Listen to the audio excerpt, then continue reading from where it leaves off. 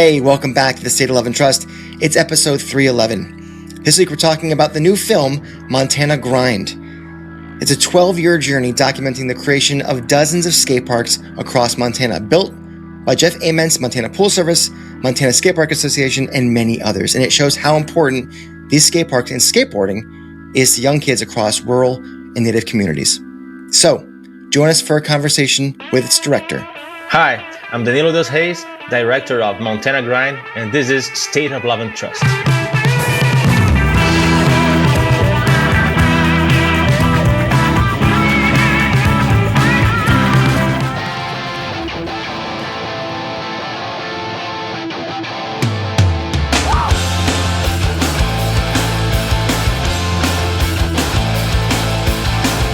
Welcome, everyone, to another episode of the State of Love and Trust podcast. I'm one of your two hosts, Jason Kerepesi, and alongside me, as always, is Paul Ghiglieri. Paul, we've got a hell of a chat coming up. If you like skateboarding or humanity, either one, you're going to like this conversation, are you not? You are going to like this conversation so much you will take a dive down the half pipe. Well, ordinarily that would hurt, but this is going to be a learning experience. Fair enough. Okay. If you're watching at home on your YouTube, please go ahead and like the video, subscribe to the channel, hit the bell for notifications. And if you are listening only, you are rating, reviewing, and subscribing on your preferred podcast platform of choice. Feed that algorithm so that it may take a dive into the half pipe. Oh my God. We don't want the algorithm to go down. We want it to go up. No. Well, that's what happens when you go down the half pipe. It's automatically up, right? It's well, the quickest way to go up. It's a start down. Yeah. Well, I don't know where this is going. But what you should do is really consider liking the video, because I've said it before, but it's about 34% of people who watch these videos actually hit the little thumbs up. You should do it like right now. It's right down there, right there, or is it over here? Get us to 35%. Get us to 35%. Just $1 a day. Speaking of dollars, I'm wearing a shirt. Paul's wearing a shirt.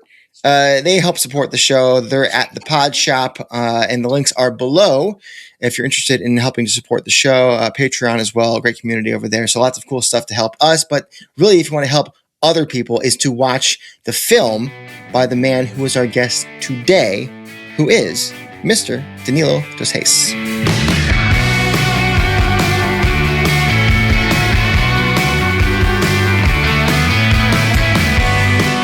This week's guest is a Brazilian filmmaker whose latest project is more than a documentary. It's a 12-year journey. He followed the lives of kids in rural Montana, capturing how the creation of local skate parks shaped them as they grew into adulthood. At the center of it all is Pearl Jam's Jeff Ament, who alongside Montana Pool Service, the Montana Skate Park Association, and other partners, helped build more than 40 skate parks across the state. What started out as concrete and community investment became something much bigger: identity, purpose, and a place for a generation to grow up. The documentary is called Montana Grind, and please welcome to the show its director, Danilo dos Reis. Thank you for having me, guys. It's Jason, a pleasure, Paul. Danilo. We're very excited to have you on. Thank you. It's an honor to be here in State of Love and Trust podcast. Well, that's it. All right. Fair enough. Fantastic. Love it. Good start. I'm going to call you Dan from here on out, Dan, because I don't think I can trust myself to say Danilo dos Reis enough times correctly. So we'll go with Dan. Dan is fine. Fantastic. And it's Reis, not Rice, for all you Americans out there. Yeah. We're going to learn Portuguese tonight. Yeah. And right. Reis is the plural word for king. So kings, that's what Reis means. Yeah. It's like right. We are in the presence of royalty. Rey would be in Spanish, right? Yeah, that's it. So let's dive in here, man. The kids. I love how we focus on the kids. And the kids in this film, they seem to illustrate how important community is. They find bonds, they find self-confidence, all through skating, which may not have ever happened for them without these skate parks. And I think the kids could have bonded over like video games or something negative or icing like drugs and alcohol, and some do, unfortunately. But what is it about skating, do you think, that bonds these kids so positively? Like, is it just being outside? Is it something grounded like that, like tangible, or is it deeper? Man, I think any activity that you do with friends ends up making you kind of bond, right? like a podcast, the bond that you guys created because of this podcast.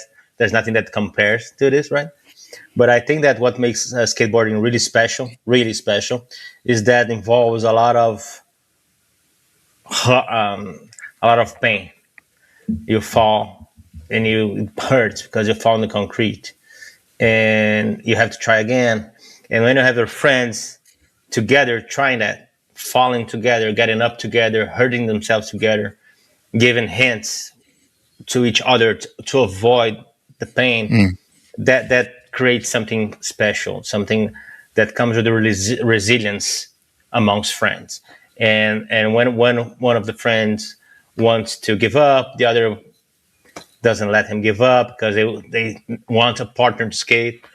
And even though if don't skate with friends, like I grew up skating with mostly by myself, and then with friends, but it's that thing when you are skating with someone, you want to show off what you learned, what you can do, and you got really psyched what they can do, and they all cheer to each other because we all know how hard it is to do. It doesn't matter the level you were at. If you're dropping in for the first time, for example, we all know how hard it is to break that wall, to go through that, to break on through to the other side. And that's what gets everyone stoked about it around skateboarding. So I think that the pain, the resilience makes it really special and makes the bonds be stronger for sure. Danilo, what's interesting to me on a lot of levels about this film is living in the San Diego area, which is where I'm at now. It's a prolific skating scene, and it has been for decades now. Your film does not take place in San Diego. Your film takes place in Montana. And Montana, I would say, has recently occupied a more prominent position in mainstream media. And you can attribute that to specific shows, some certain media. And I think on a lot of levels, Montana as a backdrop, it makes me want to talk about the role of place in identity. Meaning, Montana is not just the backdrop of your story. It's almost a character in itself.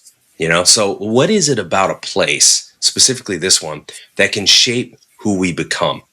And like, we're living in an era where so much of our life is digital and placeless, right? And do we kind of lose something? Like, what is it we lose when we become like disconnected from where we are? Well, I don't know exactly what we lose, but I know what we gain on knowing a place like Montana, because I didn't know about. What I knew was before Yellowstone series. So when I started going there for the first time in 2014, what I had in mind was the Robert Redford movies, because my mom would be like her platonic romance with Robert Redford. So it would rent VHSs and all that. Yeah. And there's a river runs through that movie. Yep. He's not in the movie, but he's directed it. And the photography, the mountains, all that, the photography of the movie is beautiful. And the Horse Whisperer too. So those two movies I had in the back of my mind as a role model of what nature beauty is. And my mom passed away in 2007. And when I went there in 2014 for the first time, I brought her ashes to put in somewhere that I thought would be special. But man, special is a word that doesn't make up to what really is, because it's so diverse, so huge. But when you go to the Glacier National Park and saw that mountains and that skyline and mountain skyline, I don't know if it's possible, but it's something that it's out of this world. Feels like you're in another planet. On another planet, yeah. So I'm going to say that. And I come from Sao Paulo, the biggest city in South America, one of the biggest cities in the world, 20 million people around in a city that is this size of, dude, it's 40 miles per 40 miles, 40 square miles. You have 20 million people in 40 square miles. So it's insane. It's like living on top of each other, man. Yes, basically. So lots of buildings and all. So when you go to Montana, and I've been to documenting the skateboarding lifestyle in California for 3 years prior to Montana. I used to make a documentary series in California and in San Diego. Is one of the places that I like the most in California. And then when I got there, and I know that I had no idea how much deeper it was socially speaking, but at least for the nature and real life perspective, I thought, well, dude, this is something bigger than I could ever imagine, and more beautiful. And for me, one of the challenges was and my main goal, no matter what story would be, I would have to show how beautiful that is. And when we're talking about skateboarding, it's not easy to show nature and geography and all this stuff. But I believe that Montana really is something that can take anyone out of their phones and be connected to life again. It doesn't feel real, Dan. I mean, and I think you did a really nice job of framing all the skate parks and a lot of drone footage, not just straight down, but also capturing skylines and maybe a rack focus from somebody doing an ollie to all of a sudden you got the planes in the background. And so I thought you captured that dichotomy very well. And speaking of skate parks, one of the young men in the film says of the skate park in Browning that he felt that it gave him freedom. And I can't help but juxtapose that to the history lessons at the first part of the film, where you've got, white folks coming into the state and forcing Native people into reservations. So, can you talk about the intersection of connection between the kids and then feeling free at the same time? Yeah, man. I think that skateboarding gives that. I think that freedom is the world you will get from 90% of skaters when you ask them to summarize what skateboarding means to them in one word. And the other 10% would be stoke. but freedom summarizes it all. But when you're talking about that in Native communities, it means much more, right?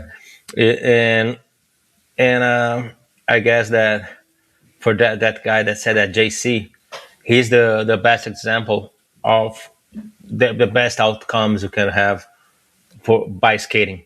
He's now traveling the world. It's not in the movie because he just started to do this 1 year and a half ago, but he just been to Amsterdam, doing workshops with other skaters from around the world. And for me, that's the best thing is that it means freedom and gave him freedom, and skateboarding became a tool for him to travel, go out of the boundaries of the reservations. And that's for sure one of the main reasons that Jeff wanted to help to make those skate parks in that area. Mm-hmm. And that's it, man. Freedom. And for me as well, made me free. If it wasn't for skateboarding, I would be feeling free in doing this kind of work. Well, I gotta tell you, Danilo, you took about 12 years to make this film, right? Yeah. So I mean, that's let's in that spirit of 12 years, let's dive a little deeper into this. I want to talk to you a little bit about the differences between building something and creating, because there is a difference. You spent 12 years helping people build things that last, communities, events, creative projects, spaces for people to gather. So in a culture that often celebrates disruption and just constant reinvention, what have you learned about the value of building something slowly? Man, I do, to make a living, to pay for the bills, I do corporate videos in Sao Paulo, advertising. That's the work I do the most. And even investment funds video, stuff that I have nothing to do with skateboarding, but that's what pays the bills, right? So, and I just had time to work in Montana grind on my free time. I would make my time around it so I could work on it. So it was not easy, but that's my passion. I love filming, I love editing, I love communicating, and it is a art form that I can express myself, but at the same time express an idea, express their in the case of Montana Grind, express their identity, their stories, and I'm and feel like a vehicle to make their message be passed on, and working on a project that took so long to be done was the opposite that I did in the previous project that was related to skateboarding and that I loved. That was the one Cali that I for just fun. mentioned. Yeah, Cali for Fun was 3 years of hard work with four friends, from my teenage years. And the difference is that we had like 2 months to produce 10 episodes of 40 minutes each. So in total, Wow, we have 40 minutes. 40 episodes with 30 minutes each. Yeah. Whoa. 40 episodes with 30 minutes long each. And in a short amount of time. So we had to go overnights and don't sleep to get that done. It was crazy, but was amazing. We had the chance to meet all the legendary skateboarders and everything connected to skateboarding, music, art, and artists like Ben Harper and NoFX, bands around skateboarding. And that's how I got connected to Jeff, through those musicians and artists. But I had to do it in such a hurry, man. It was so crazy that I couldn't even live those 3 years. It was one of the best moments of my life. I was traveling with my friends, filming skateboarding, filming music, being on the stage with Pennywise for Bro Him Tribute, the last music, and having fun. But next day was already uploading material and editing like crazy to have that on air. And it was super stressful, but I wouldn't trade it for nothing. And that show got canceled, and I started to work in the final year. That's when I met Jeff and started to talk about what was happening in Montana. And I started to parallel work in Montana Grind by myself because there was no budget at all for that. It was just out of my mind and Jeff's help with music and supporting, making the connections needed. But I had time. I didn't have a deadline to finish it, so I could do it slowly. I never thought it would be that slow, that it would take 12 years. Right. But it was a great process of understanding, learning about something that I had no idea.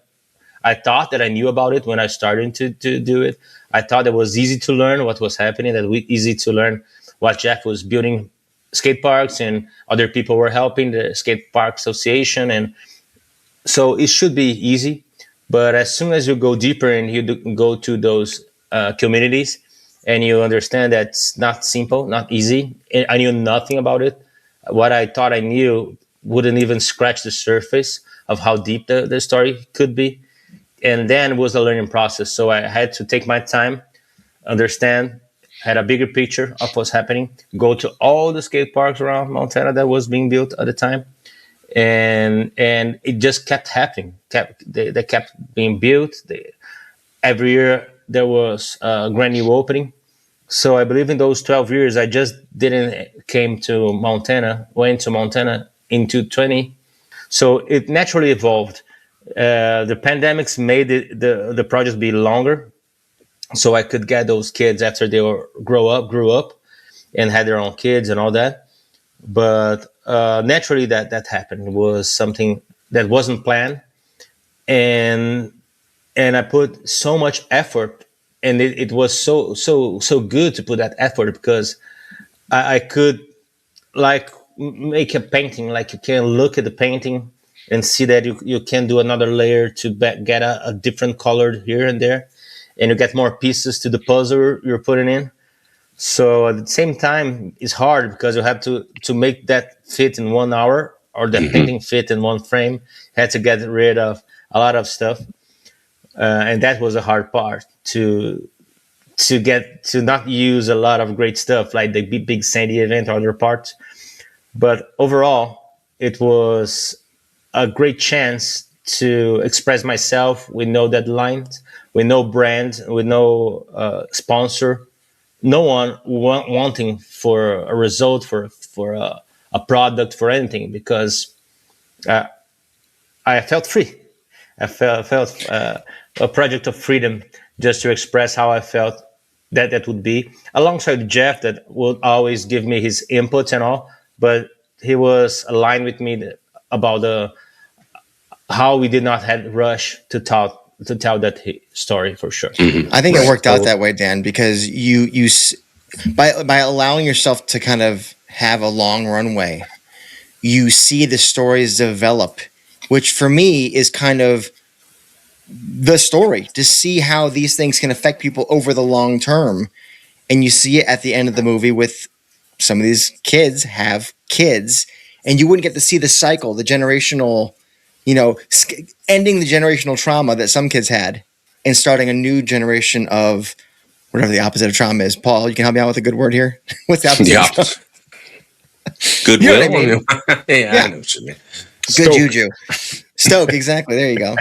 Let's talk about friendship, because I think it can be a creative force. And people often talk about artistic inspiration, but we talk less about friendships as a creative force. And you mentioned Jeff Ament. You've been friends with him for a long time now. What have you learned about how deep friendships, how they influence the work people ultimately put out there into the world? yeah, man, it's crazy to say that I'm friends with Jeff, but that's why he says to people, "Dan, my friend Dan." And so I ended up believing him, but it's crazy. But we for sure developed a great connection with this project. I think Jeff could feel that I was doing this for passion, and the same passion that drives him to do those skate parks for the kids and for the adults that skate at skate park as well. And I think that connection, that passion about skateboarding and music and all that was important to make both of us understand that there was for a main goal, and the goal of this project was to give the message to inspire other communities to build their skate parks, build skate parks in their communities, in their towns, no matter the size of the town. So was the show portrait what's the best outcomes that a skate park can have. And for Jeff, I think that the challenge was he didn't want to be in the movie at all. He was like, Dan, I give you interviews for you to get a context, but man, take me out of it. I don't want to look like I'm the benefactor and all that. So in the end, I think he understood that he being part of the movie was important, really important to show what it takes to make that happen, because it takes a rock star in that situation, that occasion. It takes a rock star to gather the community and make community be part of it. So other people are inspired, like I was inspired by him doing it. So I did my small part. I was documenting it. And other people in the communities wanted to be part of it too. So everyone does its own part. And he name checked a lot of them too. Like Christy Nerby up there, hundreds of thousands of dollars she raised on her own. Yeah. He's name checking everybody else too, not just Jeff. Yeah, exactly. And that's the thing. I think that the thing of being Jeff just made people makes things go quicker because a person like Jeff is involved. But in the end, it's in the hands of the people in communities to maintain the skate parks, to fundraise. So Jeff, I believe that the only park he paid 100% was Browning. Other parks he helped a lot, but at least half of the money was all by raising and all about the community efforts around it. So I think that friendship goes around that. He has a lot of friends, real friends in Montana, and they always helped a lot. And that's what friends do, right? We're all helping each other. And it is a big collaborative project for sure. Not only the skate park, but the movie as well. If it wasn't for all the Jeff's friends welcoming and be nice with me and having the time to sit down with me to talk. A lot of people are not in the movie that didn't made up to this storyline, but I ended up interviewing everyone from all the communities that raised money for the skate parks, and that should be in the other Montana Grind parts for sure. Yeah, I want to talk more about that idea of helping people. Carlson First Strike talks about how the skate park, it centers the kids around this idea of helping a person. So do you think that like establishing empathy early on in these kids' lives is like a central tenet of building these skate parks? Or is it just like, well, that's, we build the parks and that's like the it's a welcome byproduct, but it's not like the central core. Yeah, I think it helps the kids learning that even unconsciously, because not only with the park being there because they were helped. If it wasn't for people's helping, they wouldn't have the park there. But after the park is there, they learn to help each other when they fall and get back up again, and to learn new tricks. So when they skate together, they're all helping out each other. So it goes kind of full circle. If it wasn't for the help of people, government, the senator John Tesser that helped in that skate park, and people from the community, and they wouldn't have that skate park. And if it's not for them helping themselves, if they don't take care of the place, because it can be just a dumpster. People just can go by and have parties and firecrackers there and go throw garbage. And they have to take care of that together as well. So they help each other taking care of the park. So it's a great circle of helping each other much more than to build a skate park. So I believe that skateboarding helps to build that empathy, right? Yeah, exactly. Yeah. That's it. I feel like people need stories like this right now, Dan, and I want to talk about why. And this is kind of like the crux of the 2.0 version of our podcast, is just trying to find out what's beneath those layers, right? And I think a lot of people are carrying some version of exhaustion, mostly in this country, but everywhere too, I think. And it's socially, it's politically, it's personally. So what do you think audiences are actually searching for when they search out and connect with a story like Montana Grind? Like, what does it speak to? Yeah, it's hard, man. Everything is hard. This world is hard right now, but it's such a negative world that we live in now with wars and all that's happening. The polarization happening in the whole world, not only U.S. and Brazil or everywhere in the world, and the audience for a movie like Montana Grind is hard because at first glance, it can, if someone just look at the poster or look at the synopsis, will think it's a skateboarding movie in Montana, or they have no idea on how much deeper that is, how much more layers are to it. So it's really hard to put in a synopsis what Montana Grind is really about. So I would say that for people that watch Montana Grind, they're gonna be, I don't remember the word for this in English, but it's for sure it's going to be something that much more than they expect, for the good or for the bad. If the person is a skateboarder that wants a skateboarding movie, probably would not like the movie that much because there are not that many tricks.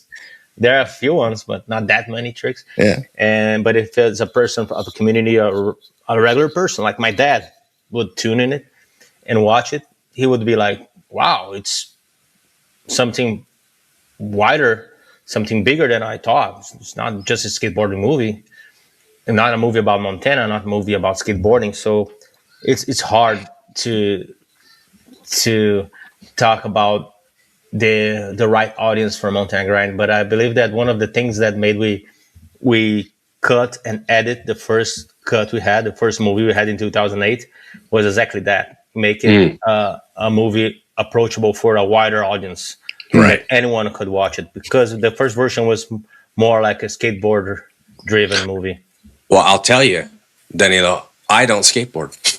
So, Me either. I mean, right? And we both love the film, so I think you accomplished that goal. Thank you. Thank you very much. Appreciate it. I really Absolutely, appreciate it. man. Absolutely. And it means a lot. I think part of the reason why it's so successful in its execution is the authenticity of it. You know what I'm saying? So there's a really big difference between authenticity and performance, right? So I think one thing that really comes to mind through the film is like a lack of pretense. It feels refreshingly uninterested in trying to make an image of itself. You know what I mean? Like, you're not trying to like glorify skateboarding or make skateboarding look cool. And I think in a world where so much of our lives are like curated and performed with TikTok and Instagram and all these different, influencer accounts, well, why do you think authenticity resonates so deeply with people today? Well, thank you, man. Appreciate that. It's unconsciously authentic, if it exists. But I try to don't have anything in my mind as a reference for a documentary. What I would have in the back of my mind as a reference was the Robert Redford. Oh yeah, that's it. Is Roger Moore? I keep forgetting his name, but is the dude that directed the Michael Moore? Michael Moore, the documentary. Yeah, Okay, yeah, documentary film. Fahrenheit 9/11. So he just had his camera and his wheel and went there by himself and did all those DIY documentaries. And for me, it was like that. I work with advertising. I have degree on advertising, but I prefer much more telling stories than selling products. That's for sure. And I felt like that. I had a camera. I couldn't have my team or any team work with me in Montana. I barely could have my light set up because of luggage. Or I will have my skateboard, or I'll bring lights and cables and all that, because we didn't have LED lights like we do 10 years ago. So, and I believe that brings that authenticity feel, because there's not a big production, but somehow looks professional. And I didn't have any references to work with it. So I believe that made that feel authentic or original in a way. And even the storyline, it's not something that most people would do. Nowadays, you have so many cliches, even to make something that's not cliche. People are using cliches to not look cliche, which is dumb. The most documentaries nowadays I watch, I keep thinking, man, what's happening to the world? What's happening to the message? What's happening to everything? So, well, so I believe that's the reason when you do something just out of your head, it ends up being somehow original. And as everyone is just getting industrialized goods for everything, no matter if it's food or documentaries, when you get something that looks more tailor-made, it resonates more unconsciously, I believe. But I believe that's the reason. That's not part of a formula for sure. Not industrialized. Right. The formula. Yeah. It's almost like where everything now is formulated into being like a red crayon, and the authentic stuff is the blue crayon that happens to stick out. Like, it's the purple crayon, Jason, and it belongs to Harold. Thank you very much. Son of a bitch. Hey, doesn't it? I would imagine it also probably helps getting authentic answers from people when you don't have a massive crew around you too. That guerrilla approach that you're forced into financially probably ended up helping you in some way too, no? Yeah. I believe that one of the reasons we don't have movies nowadays that make you think like, wow, like you had in the 90s. You watch one movie that you have that movie in your mind for your whole life. And when you watch films nowadays, you don't even remember what happened if you watch it the next year. Well, what happened in that movie? And it's crazy. And in the 90s, you'd have one person or two that were the responsibles for the script. Like one writer of the movie or two writers. Now we have teams of 40 different writers, each one trying to put in a formula to avoid making someone feeling bad here or getting likes there and all that. So it's becoming such a process. So I believe that everything that, even now with AI, if you keep doing stuff without AI, you're probably not going to lose your job today because of AI, but in 10 years or less, you'll be the different guy that does things that most people cannot do because people unlearned to do stuff. Yeah. And it will be Well, original somehow. one thing that I'm really glad that your film highlights is these kids, and be it the white kids or the Hispanic kids or the Native kids, so many are living at or below the poverty line. And in those areas, unfortunately, a lot of the times the suicide rate is very high. Lisa Mayer said that there's a protective factor to the skate park in Livingston, Montana. And I just found it to be very poetic that she would say that a sport that you can injure yourself quite easily can be such a healer from a mental point of view. It's ironic, huh? Did you recognize that in the moment? How did that make you feel? Yeah, man, it's very powerful, dude. Powerful. I grew up in the biggest city of South America, as I said, but I didn't have a skate park to skate as well, so it was hard for me. I would dream in the nights, imagining if I had a skate park that I could bail without roller skaters laughing at me, because the only skate park that I would be able to go was another city, another town, and it would be packed with roller skaters, and I had to go skate downhill because I live around so many hills. And when you fall downhill, you're fast, you're in concrete, and oh, dude, it hurts more than falling down in skate parks. And I tell you, in the area I grew up, it's not favelas, but it's a very simple area. And it's close to a lot of favelas, and I knew a lot of people from favelas. Everyone that skated wasn't doing anything wrong, not being marginals or stuff like that. So I'm not saying that it happens for everyone, but as you said, is a protective factor. I believe that even if it's not skate parks, if the kid or the teenager has the drive, the good will, the intention to skate, to fall down, get back, and try again, it talks a lot about this person's character. So if a person does that, get hurt to be better in something, it's not the same kind of person that's going to do bad stuff to other people to benefit on the easy way, because when you rob or when you do anything that's not good, you're doing bad things to other people. It's the easy way to get attention or to get something out of it, to get money or anything. So it's the easy way out, being a marginal. I'm not saying that judging what criminals do, because every person is different. Every person has his own story. I'm not saying that. And I believe that it might have someone that made a crime that is a good person, just had to do it. But I'm saying that when you do a sporting activity like skateboarding that takes so much out of you, I believe it's harder to do anything easy like rob, easy. I don't know if it made much sense. No, it does. It does. It's funny.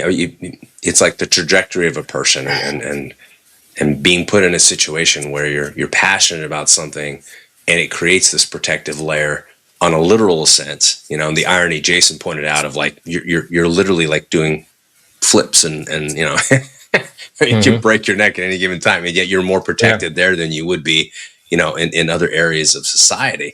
I think about that gap you talked about, where you've got these young skaters, and then suddenly you flash forward and they've got a little toddler, you know what I mean, running around. And I want you to think about that, but I also want you to think, Danilo, about who you were before this movie, right? And who you are now. And the reason I say that is because what I think is really cool about this film is you see transformation without reinvention. We often hear these like dramatic stories about transformation, people becoming someone entirely new.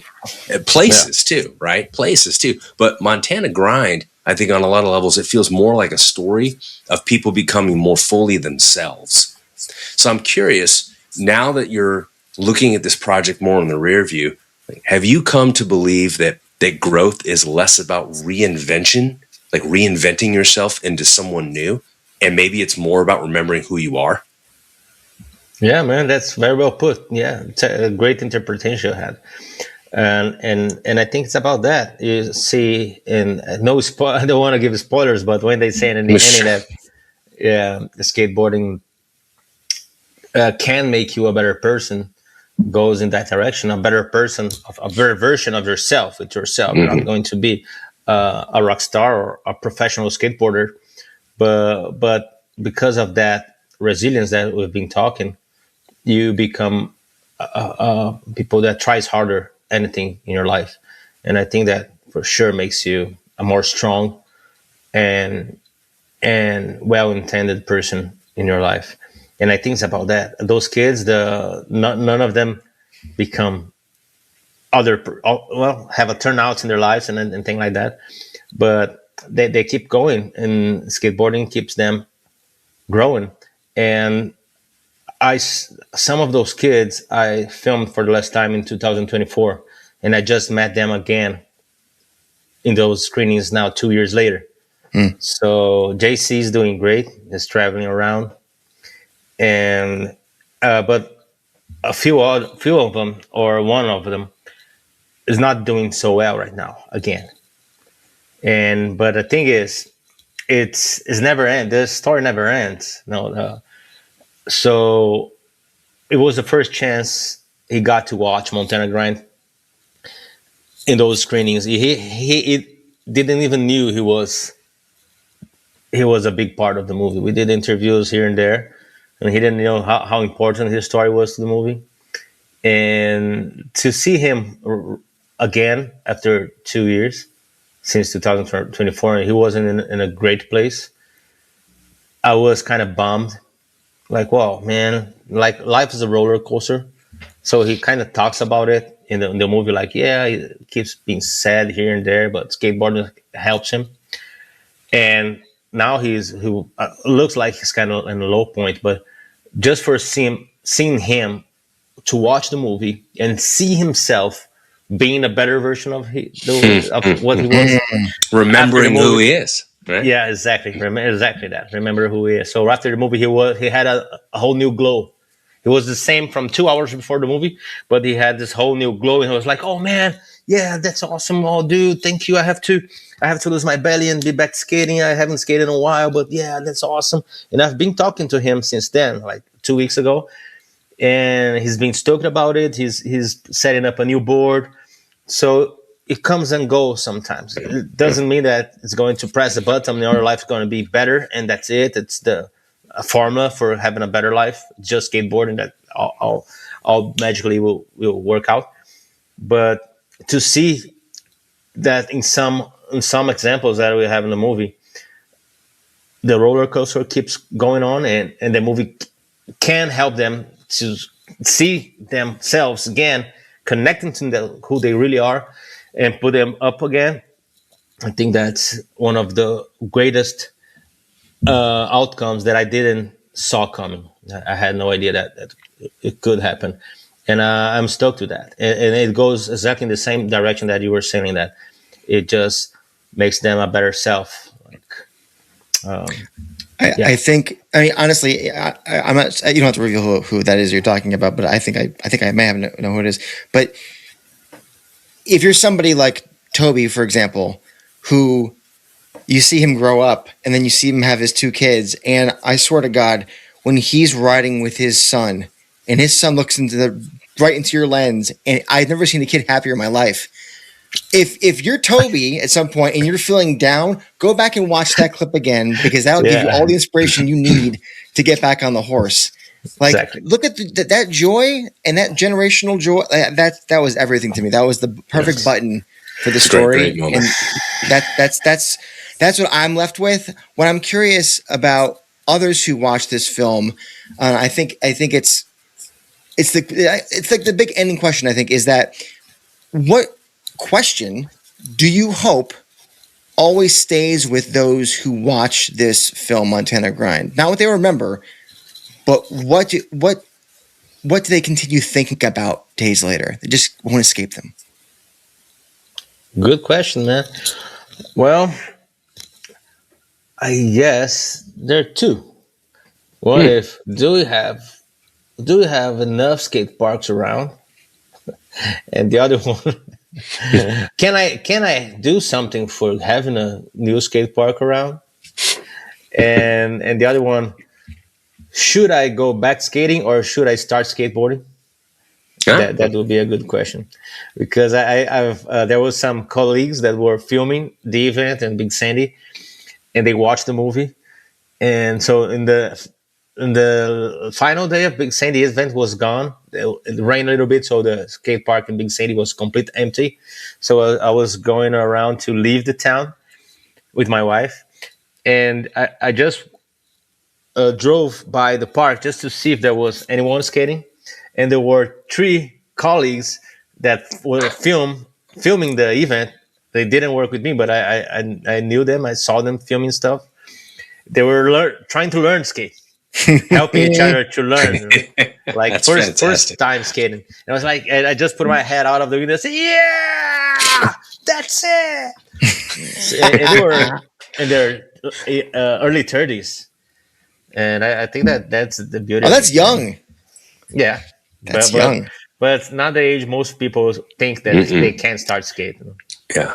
Danny, I will tell you, I was working on a show of my own a couple months back, and we happened to be at the Venice, California skate park, Dogtown, right there on the beach. Yeah. And the host that I was producing, he had to learn how to skateboard, and it was like this the smallest little drop. It was like a little beep, like a little just diagonal. It wasn't like a half pipe or anything or quarter pipe. Yeah.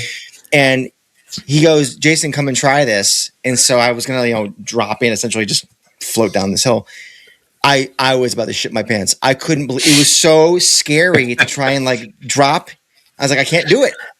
And I'm over 40 years old now. I can't be breaking bones. I got kids to worry about. I can only imagine what your colleagues were thinking about out there in Big Sandy. Yeah, man. But start in a smaller thing, and it goes naturally. And you don't have to do crazy tricks, man. Just ride, feel the wind in her face, and that's it, man. That's the beauty of it. I'm going to quote Brad Bowman here at the end. He says, "The freedom and the movement creates joy, and joy creates goodwill, and goodwill is what we all need in this world." And you, my friend, Danilo Reis, documented that perfectly with this film, Montana Grind. So thank you very much for that. Absolutely. Man, thank you, man. And you guys took the best notes of the movies, all the parts that you talked about, and quoted perfectly. I'm sure they just write that somewhere because you quoted perfectly. But are the most significant parts of the movie. Thanks for noticing that. Yeah, it's all on purpose. Paul, anything? Because I feel like I'd just be gushing for the next 45 minutes. Yeah. No, it's always we talk about these opportunities as forays into a discussion. You know what I mean? So this is. It's not an interview for us. It's not an interview for us as much as it is a discussion with an artist about how art helps us better understand human nature, each other, and ourselves. And it doesn't necessarily answer questions for us, but it helps us ask the right ones. You know what I mean? And I think your film does that. And just in speaking with you, I think you as an artist approach your art in that way. And I think on a lot of levels, I mean, that's why storytelling is so much more attractive than selling a product, right? So, yeah, I don't know, man. It was a pleasure having you on. It's a great film. To anyone listening or watching, absolutely go see this film. Whether you like skateboarding or not. Well, first of all, as Danilo said, when you're done with it, you may want to try skateboarding. And if you're not into it, you may want to contribute, you know what I mean, in your community in terms of trying to help get a park erected somewhere.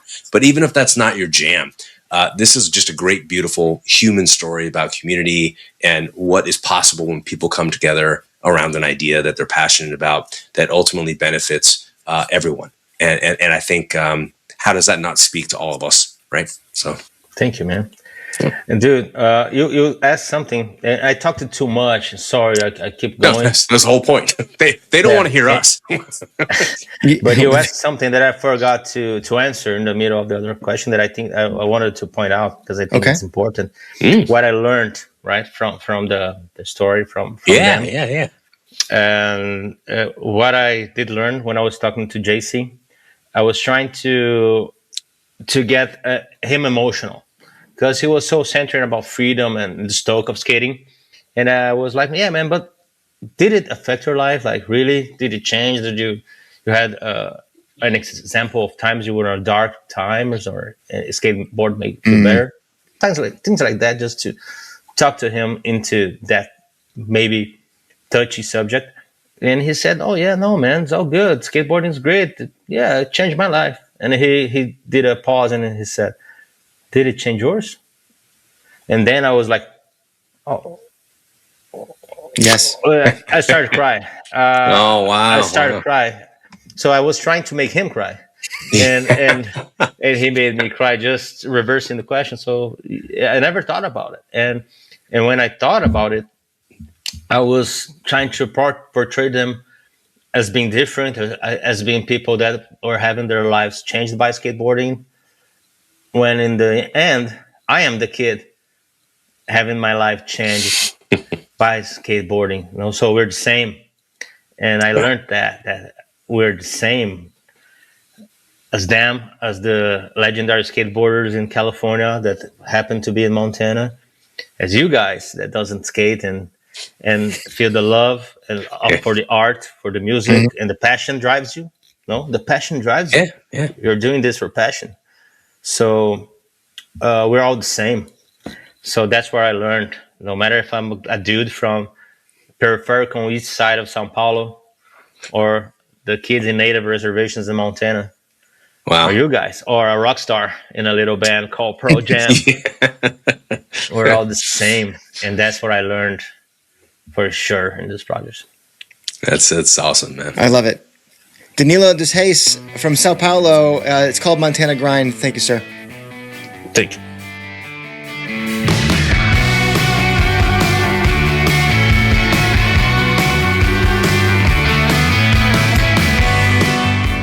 Once again, big thank you to Danny for coming on the show and talking about Montana Grind and the people who made it and turned it back on him, Paul. It really inspired me to take a dive down the half pipe. I'm not going to lie. For those of you who watched the beginning, that was hilarious. Now, on a serious note, that was just a beautiful moment. This idea that you're trying to elicit this emotive reaction out of the subject, and the subject asks you the same prescient, salient question that you clearly, or at least in Danilo's case, had not fully, like, really pondered on that level, at least. And it was the reaction that he was looking for from the subject. He ended up emoting himself, man. I mean, such a beautiful human moment. Probably my favorite part of the conversation was sharing that with us. So thank you for being vulnerable and for sharing and just being authentic. And I think that's what this film is. It captures vulnerability, authenticity, and emotion on a way that is relatable, whether you want to take a dive down the half pipe or not. It's a human story. So, yeah, I enjoyed it. I will say I am a sucker for documentaries in general. I love learning about things that I don't know nothing about because, well, that's a lot of things. So I like to learn. And when you shine a spotlight on something that either you don't know about or you thought you knew about, I find it to be super intriguing on top of understanding the human aspect of it. And the best art, I think, often becomes a mirror of sorts. And you start seeing, as Danny was talking about, the similarities between us across, man-made lines on land or whatever the hell it might be, or through the internet like this. I love that shit. If it's skateboarding is the vehicle or something else, I love it. Exactly. So, no, for sure. Super man. stoked that Dan could to join us. If you haven't watched it yet, Montana Grind is available to rent, I believe, on the 10 Club website, pearljam.com. I think it's like $5. And hopefully it'll get some sort of grander release, or maybe it'll go through a Netflix at some point. I'm sure Dan will tell us, or Pearl Jam will tell us. Certainly worthy of it. Go check out the link below. We've got links to Danny's website, Montana Grind, Pearl Jam Vitalogy Foundation, Montana Skate Park Association, Montana Pool Service, the hat I'm wearing right now, Jeff's nonprofit, I don't know what you would call it. But anyways, if you want to get involved, these are the places to go check it out. And we thank you for doing that. We thank you if you've checked out any of our links below for the shop or for Patreon. And hey, we've got more great pod coming down the pike, Paul, including a deep dive into a record from years ago that I promised last time, that I assure you will be next time. So until then, you've been listening to or watching The State of Love and Trust.